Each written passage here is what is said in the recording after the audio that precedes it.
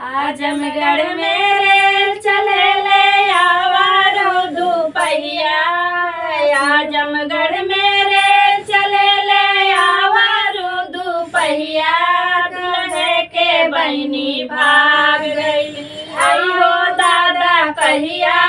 दुल्हे के बहिनी भाग गई आइयो दादा कहिया।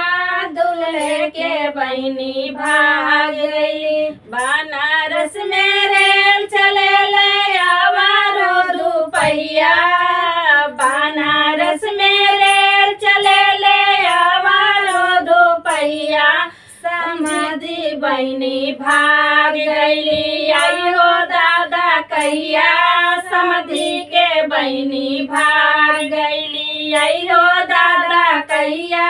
समधी के बहिनी भाग गई। गाजीपुर में रेल चले ले आवारो दुपहिया। गाजीपुर में रेल चले ले आवारो दुपहिया। भासुर के बहिनी भाग गईली आइयो दादा कहिया।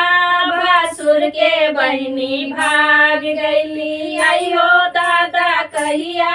भासुर के बहिनी भाग गईली। यूपी में रेल चले ले आवारो दुपहिया। भारतीयन के बहिनी भाग गईली आइयो दादा कहिया।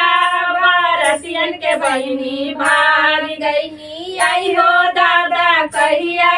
भारतीयन के बहिनी भाग गई।